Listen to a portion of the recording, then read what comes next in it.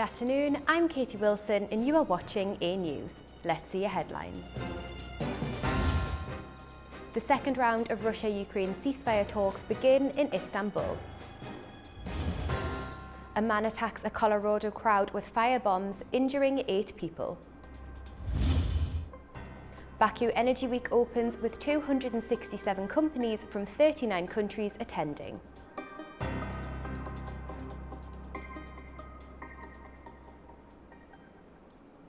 The second round of peace talks between Russia and Ukraine are underway at Istanbul's Sirhan Palace, with Turkey hosting the event.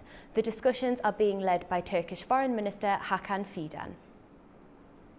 Saygıdeğer katılımcılar, Turkish Foreign Minister Hakan Fidan opened the second round of Russia-Ukraine peace talks, joined by Turkey's intelligence chief and military leadership as both sides gathered to continue negotiations. Russia's delegation was headed by President Putin's advisor, Vladimir Medinsky, alongside senior defense and foreign ministry officials. Ukraine's team was led by Defense Minister Rustem Umerov, with top security and diplomatic figures. Opening the talks, Fidan said these discussions could shape the shared future of the region and the world. He highlighted important progress from the first round and said the focus now is on a possible leaders' meeting, a ceasefire and new prisoner swap agreements. Fidan stressed the importance of regular talks to build trust and pointed to President Trump's commitment to peace as a fresh opportunity. By putting forth mutual problems and positions, it will be possible to reduce the differences of opinion and pave the way for peace. Our basic expectation is that the talks are productive, concrete progress is achieved in the shortest time, and the desired result is achieved. We believe America's belief and support for these talks are extremely important. Mr. Trump's determination to establish peace has opened a new window of opportunity. The main thing is to ensure a sustainable peace. Ahead of the Istanbul talks, Ukrainian President Zelensky, speaking in Vilnius, stressed that a ceasefire, humanitarian aid, prisoner swaps and the return of abducted children must be top priorities. He warned that if Russia blocks this agenda, the toughest sanctions promised by President Trump must follow immediately. The first round of talks led to a prisoner swap of 1,000 detainees on each side, completed in late May. As these negotiations continue, the world watches closely, hoping for concrete steps toward lasting peace. Ukraine says it has dealt a serious blow to Russia's air power with a large-scale drone strike deep inside Russian territory. The operation reportedly targeted multiple air bases and damaged dozens of warplanes in what Kyiv calls a turning point in its drone warfare strategy. President Volodymyr Zelensky has hailed a major Ukrainian drone assault on Russian air bases as a brilliant operation, claiming it inflicted severe damage on Moscow's strategic aviation forces. Speaking in his nightly address on Sunday, Zelensky said the attack, over a year and a half in the making, involved more than 100 drones and was aimed exclusively at military targets. Планування, організація, всі деталі були ідеально підготовлені. Planning, all the details were planned ideally. I can say with confidence that it is an absolutely unique operation. The most interesting part, and now I can talk about it publicly. The office of our operation on the Russian territory was based close to FSB department in one of its regions. 117 drones were used in the operation, and respective number of drone pilots were involved. 34% of strategic carriers of cruise missiles on their home airfields were hit. Our people worked in different Russian regions, in 3 time zones. Our people, on the eve of the operation, were extracted from the Russian territory. Now they are in safety. Діяли наші люди на території різних російських регіонів. The operation, codenamed Spider's Web, was conducted by Ukraine's domestic security agency, the SBU. According to Ukrainian officials, the long-range strikes hit 4 separate air bases and damaged or destroyed 40 Russian warplanes, including many cruise missile carriers. It marks the most devastating Ukrainian drone attack since the war began. Images released by the SBU show dozens of quadcopter drones stored in wooden sheds with metal roofs, designed to conceal their presence until launch. Ukrainian sources told media that these drone containers were trucked close to the airfields and equipped with remotely controlled roof mechanisms, allowing the drones to take off at the push of a button. The SBU estimates the damage caused to be in the range of $7 billion. Moscow has acknowledged drone strikes in 5 Russian regions, labelling them a terrorist act. In a parallel development, Ukrainian authorities reported a massive overnight Russian assault, involving 472 drones and 7 ballistic and cruise missiles targeting Ukrainian territory.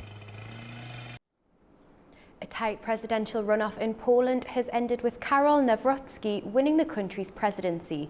His victory is set to influence the nation's political direction and ties within Europe. Karol Nawrocki has narrowly defeated Liberal Warsaw Mayor Rafał Trzaskowski in Poland's presidential runoff, securing 50.89% of the vote, according to the National Electoral Commission. Trzaskowski, the candidate of the ruling Civic Coalition, garnered 49.11%.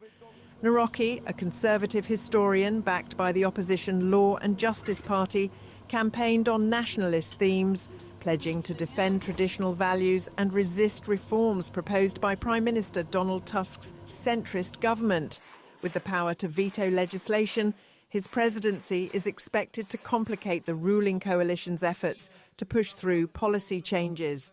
Early exit polls had suggested a narrow lead for Trzaskowski, prompting brief celebrations among his supporters.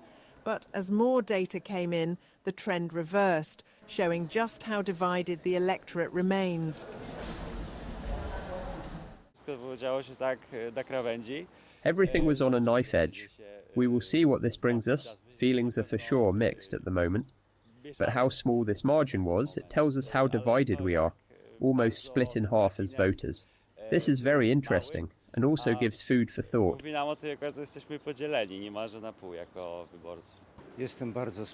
I am very sad and disappointed that the Polish nation chose this way. I am happy with the outcome, and that's all I can say. I expected something like this. I hope it continues like this. Nawrocki will take office on August 6, succeeding fellow Conservative Andrzej Duda. At a joint summit, leaders from Poland, NATO reacted to the election outcome, welcoming the result and expressing hopes for continued cooperation. This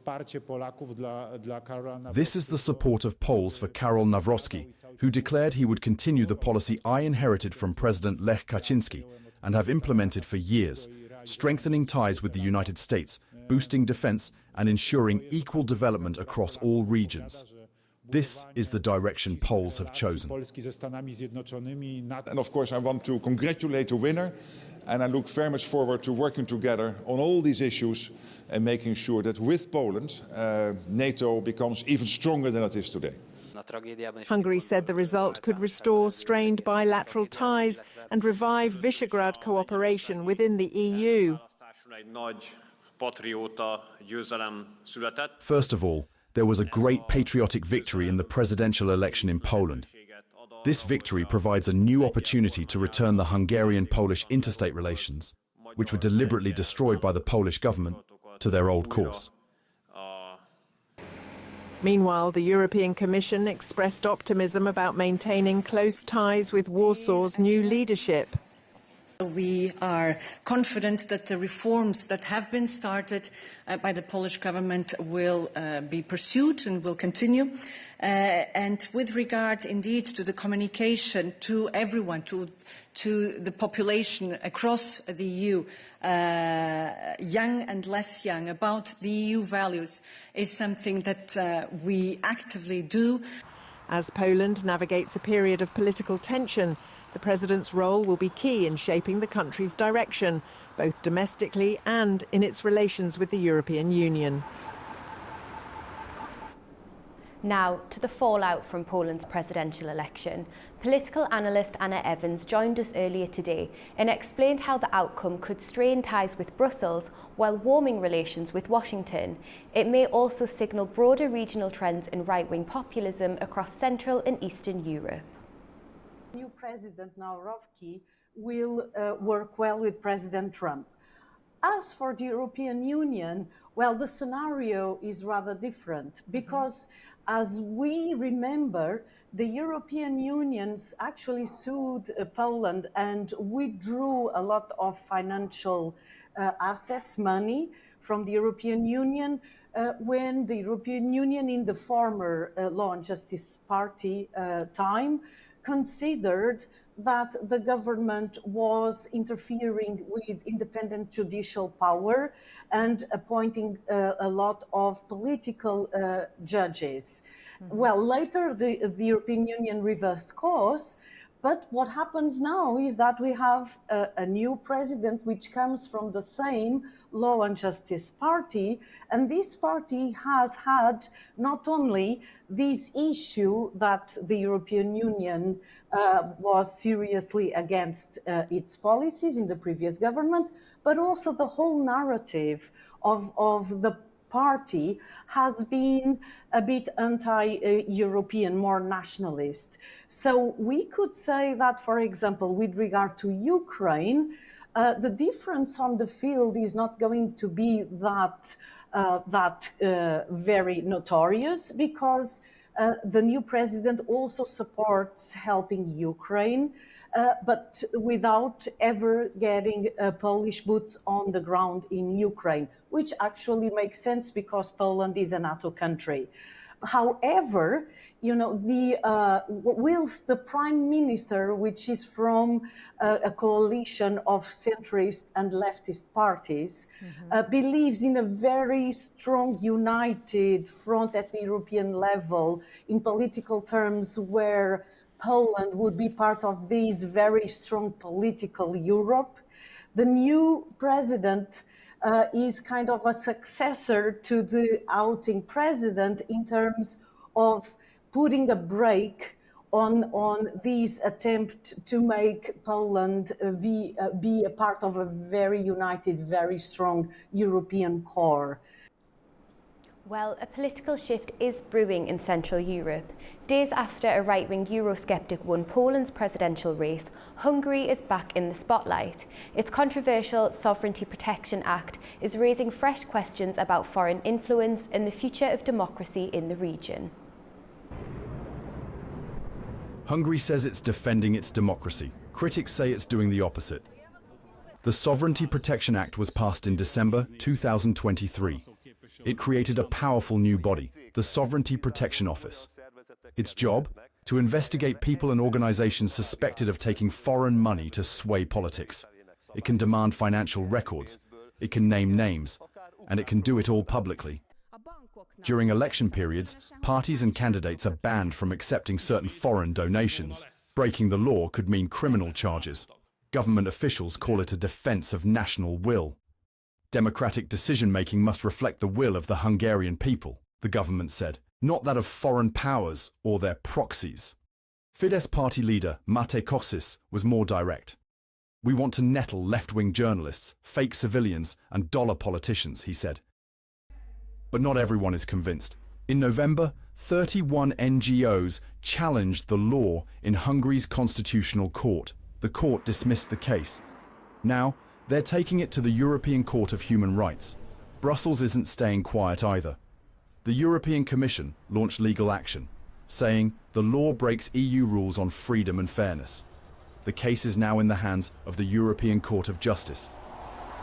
Now, a new draft law is adding fuel to the fire. Titled the Transparency of Public Life Bill, it would give the SPO even more power, allowing it to fine organizations and access their digital records.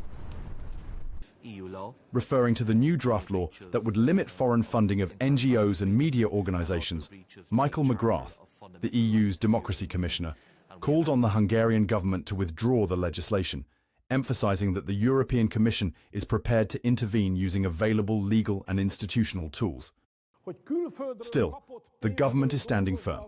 With a new Eurosceptic president elected in Poland, some see a pattern, a growing push in parts of Europe to keep Brussels out and tighten control at home. South Koreans are heading to the polls next week in a snap presidential election, following the dramatic ousting of former leader Yoon Suk-yeol. But as candidates are ramping up their campaigns, concerns are growing that political divisions are overshadowing serious policy debate. South Korea is heading into a snap presidential election, and voters are facing a race heavy on politics but light on policy. Supporters of the two leading candidates, the conservative Kim Moon-soo and the liberal Lee Jae-myung, are rallying across the country, but experts are saying what's missing is knowing what the two candidates will actually do. Park Kyung-jun, head of the Korean Association for Policy Studies, is saying voters aren't getting enough to judge how pledges will affect their lives. Voters should be able to assess how a pledge affects them personally and make choices accordingly. Something like, this candidate's policy will impact me in this way, so I'll vote for them. But we saw very little of that. Even this week, most candidates are only releasing summaries. Full policy booklets are landing just days before early voting, and on key issues like foreign policy and national security, experts say candidates are staying vague. Professor Nam Tae-woo is saying many are dodging tough questions, especially on foreign policy with the US, China, and Japan. Foreign policy and national security are areas where we're seeing generational divides and complex concerns, but many candidates seem to be avoiding clear positions on these in their pledges. It's also been a notable issue. There's no female presidential candidate for the first time in nearly 2 decades. And on the streets of Seoul, the message from voters is clear. They want more focus on real-world issues such as housing and inflation. This is ignoring the voices of the many women who braved the freezing cold and spent nights in the square demanding the restoration of democracy. I wish they had taken housing supply and boosting domestic market more seriously in their pledges, but perhaps because it's a snap election, that kind of in-depth consideration seems to be missing, which is a bit disappointing. Turnout is already breaking early voting records, and with election day set for the 3rd of June, many are heading to the polls, still looking for answers after months of political chaos. A peaceful demonstration in Colorado turned violent on the 1st of June when a man attacked participants with firebombs, injuring 8 elderly individuals. The FBI is now investigating the incident as an act of terrorism. On the 1st June, a violent attack occurred during a peaceful demonstration in Boulder, Colorado, organized to honor Israeli hostages held in Gaza. A 45-year-old man, Mohammed Sabri Soliman, allegedly threw incendiary devices and used a makeshift flamethrower on participants. 8 injured aged between 67 and 88 years old were transported to hospitals. The FBI is investigating the incident as an act of terrorism. Sadly, attacks like this are becoming too common across the country. This is an example of how perpetrators of violence continue to threaten communities across our nation. It's our job, the FBI, the Boulder Police, and our law enforcement and community partners, to bring these criminals to justice and keep our communities safe. The demonstration, known as Run for Their Lives, is a weekly event held by the Jewish community to raise awareness for hostages taken during Hamas's attack on Israel. Witnesses reported that Soliman shouted, "Free Palestine," during the attack. He was apprehended at the scene and is currently in custody. It's very scary and it's a huge shock. And it's a big thing that, sadly we've experienced before, but it's really scary and it's really upsetting that it's happening in Boulder. This incident has heightened concerns over rising anti-Semitic violence in the US, especially amid ongoing tensions related to the Israel-Gaza conflict. Officials, including Colorado Governor Jared Polis, have condemned the attack as hate-fueled and unacceptable. Iran's Foreign Minister Abbas Araghchi has arrived in Egypt on a one-day visit and is scheduled to visit Lebanon on Tuesday, on the second leg of his tour. The Islamic Republic is readjusting its relations with these 2 Arab countries. Our correspondent Turaj Shiralilu reports more from Tehran. Foreign Minister Araghchi is expected to discuss bilateral ties, regional issues, as well as international developments in meetings with the high-ranking officials in Cairo and Beirut. In addition to meeting with his Egyptian counterpart, Badr Abdel-Ati, Iran's top diplomat will meet with Egyptian President Abdel Fattah el-Sisi, according to an official statement released in Tehran. Foreign Ministry spokesman Ismail Baghai told a weekly press conference that Iran seeks to engage in serious and constructive discussions with Cairo and Beirut on how to confront the escalating crisis in Gaza, the broader implications of Israeli aggression, and the pursuit of regional stability through diplomacy. Since the 1979 Islamic Revolution in Iran, diplomatic relations between Tehran and Cairo have not been fully restored, despite numerous attempts at a rapprochement. Egypt and Iran severed diplomatic relations in 1979, while they were partially resumed 11 years later. However, the restoration of communications did not equate to a full return to diplomatic ties, and interactions remained limited to business representatives and interest section missions in Cairo and Tehran. Nawrocki's visit to Lebanon is also significant, as Tehran and Beirut are reviewing their ties in the wake of the September 2024 killing of Sayyid Hassan Nasrallah, the leader of Hezbollah movement in southern Beirut. Turaj Shiralilu, reporting for A News TV, Tehran. The UN Nuclear Agency warns that Iran is stockpiling significantly enriched uranium, far above the level required for civilian use.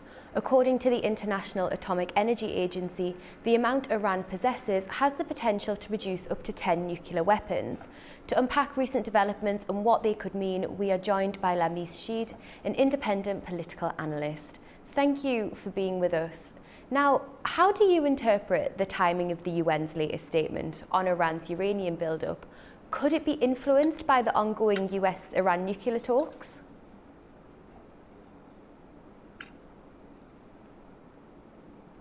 Yes, I think it comes in a very critical moment, this report, after the US-American, even the American-Iranian deal has been, I'm sorry, there is an echo. So after the American proposed to the Iranian side a deal, it seems, and the Iranian now they are in terms of negotiating or of thinking about this deal. Now nothing has been released to the press. We are still waiting, but I think it puts more pressure on the Iranian when it comes to their unnegotiable or terms of this agreement, which is continuation maybe of the uranium enrichment for I'm sorry, I'm truly disturbed. Not to worry. Good. Do you think we can expect any concrete action from the UN, or is it simply limited to issuing statements like these? You know, the UN recently has shown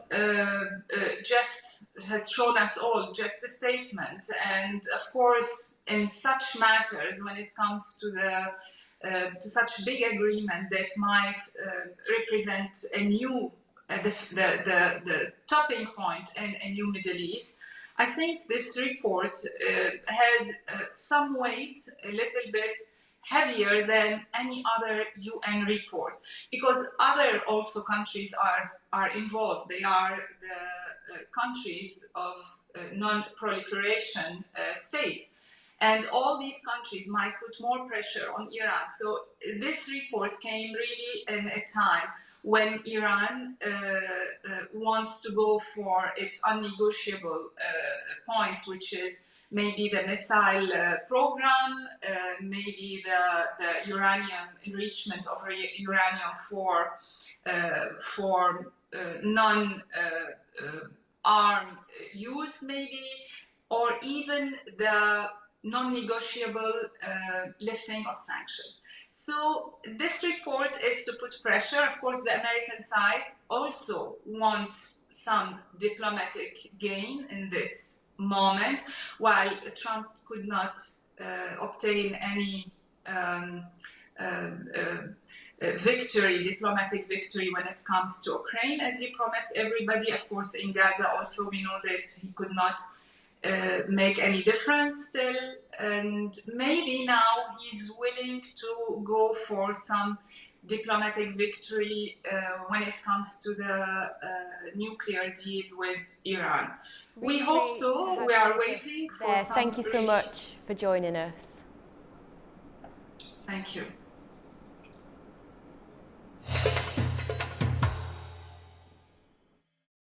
The 30th Baku Energy Week has kicked off in Azerbaijan's capital, with exhibitions dedicated to the latest in gas and oil, as well as green energy.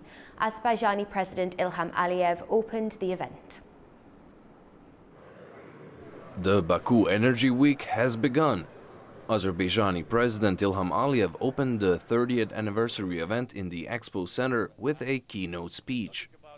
Remembering the inaugural oil and gas exhibition of 1994, Aliyev said the natural resources of the country helped it overcome the difficulties of the time and achieve true independence. With over 30% of Azerbaijan's GDP coming from oil and gas, the country is looking to increase production, but also boost green energy investments.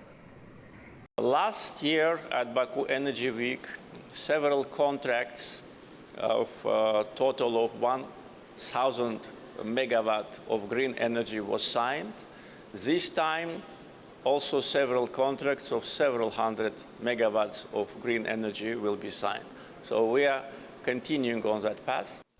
Following the Azerbaijani president's speech, representatives from the US, Turkiye, the EU, the UK and OPEC delivered their remarks.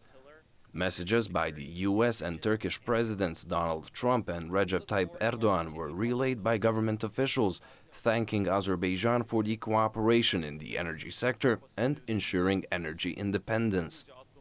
European Commission's officials spoke on Azerbaijan as a reliable partner in Europe's new energy chapter, as it looks to shed gas imports from Russia. The OPEC Secretary General thanked the Azerbaijani president and the country for hosting the COP29 climate conference and striking a fine balance of focus between fossil fuels and green energy. The oil and gas exhibition is in full swing, and so is the exhibition on green energy solutions.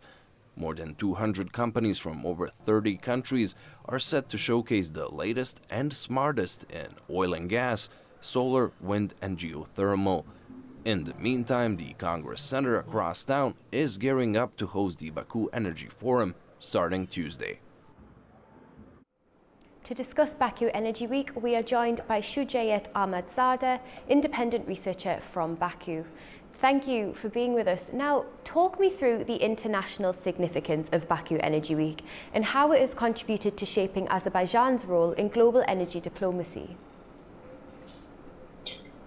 Thank you. Yeah, it's important to underline the importance of this event because when we look at the back, the first one that ever held in 1994, we see when in 1994, when the first Baku Energy Week took place, there were a lot of skepticism in terms of Azerbaijan's capacity to become an important energy player in a wider European energy landscape. However, it's been more than 3 decades now, almost 3 decades, and now we see a completely different assessment of Azerbaijan. Like 30 years ago, companies were unwilling to come in, saying that these resources will not be sufficient to anyone. But now you have completely different scenario in which a lot of companies, a lot of countries are willing up to sign cooperation deals with Azerbaijan. So it is in itself a testimony that Azerbaijan has passed a path with important results in its hands through this Baku Energy Week dialogue. Of course, the foundation being Baku-Tbilisi-Ceyhan oil pipeline and Baku-Tbilisi-Erzurum gas pipelines. Although it expanded later on in the form of the Southern Gas Corridor and other pipeline, it remains as the core tenets of Azerbaijan's energy let's say, vision to the wider European energy security concept. Now, there's an increasing focus on sustainability, isn't there? So how do you see Baku Energy Week evolving to reflect this global shift towards green energy? And what role can Azerbaijan play in the regional transition to renewables? Yeah, renewables are, listen, new grand wisdom.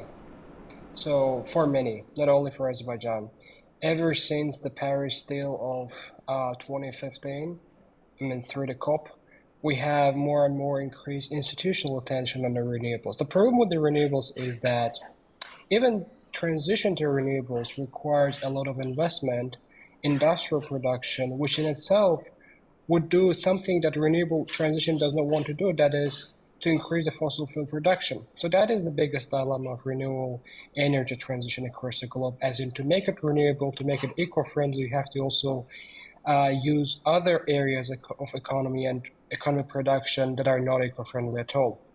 That is the biggest dilemma. Obviously, Azerbaijan could not contribute to the big question, big dilemma as a small state, although Azerbaijan does have its own vision, coming from the understanding that more renewable investment could create opportunities for Azerbaijan to expand its gas exports, because you have more renewables meeting up domestic needs. It means practically you have more gas available to sell outside. So from that logic, you have a lot of potential in Azerbaijan, you have a willingness, but Azerbaijan also needs a lot of investment on this regard. We have Saudi and Emirati companies, and also to a certain degree BP from the UK, willing to come up and already signed inked deals on this regard, but there needs to be more and more investment, foreign direct investment into this field, so there could be full realization of this potential, which obviously, as we all know, Baku, specifically Afshan Peninsula, has a great deal of this, including solar and wind energy potential. Really interesting insights there. Thank you so much for joining us.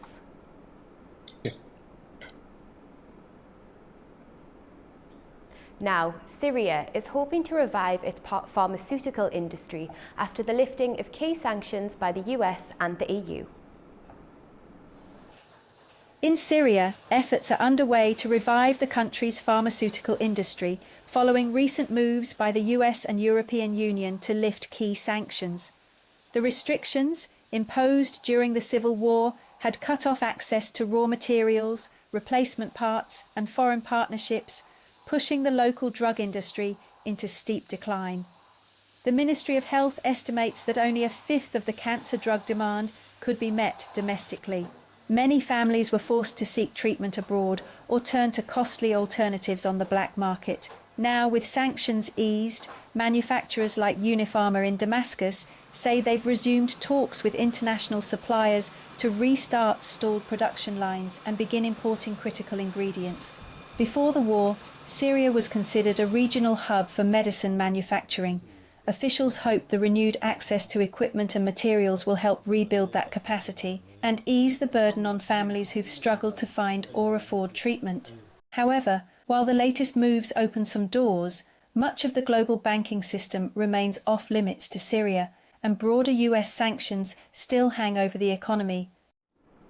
In a significant boost to Kiev's international defence profile, the country's leading defence firm has been selected by the NATO Support and Procurement Agency to take part in a key air defence initiative.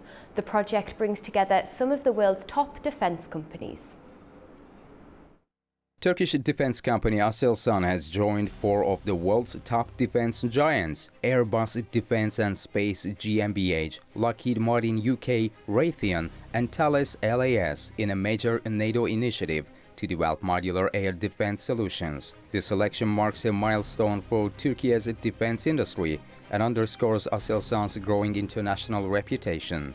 The NATO Support and Procurement Agency, or NSPA, says the five companies will begin with a concept study phase, focusing on system architecture. This foundational work will help shape the future of NATO's modular, flexible, and interoperable air defense infrastructure. Project deliverables are due by mid-September, when the most viable system designs will be evaluated. According to NATO officials, the agreement demonstrates both effective multinational coordination and the efficiency of NATO's internal procurement mechanisms. Each company will contribute independently, offering innovative perspectives and solutions in a competitive framework. The overall goal is to meet NATO's demanding operational and logistical requirements with systems that not only advanced, but also adaptable and sustainable. For Turkey, Aselsan's involvement serves as international validation of its indigenous capabilities in layered air defense. From barrel systems to a full spectrum of missile defense solutions, short, medium and long range, Aselsan has positioned itself as a reliable and technologically mature defense partner. This step forward also supports NATO's ambition to become the preferred hub for multinational defense procurement, reinforcing collective security through shared innovation. That's all we have for now. Thank you for watching and stay tuned to A News.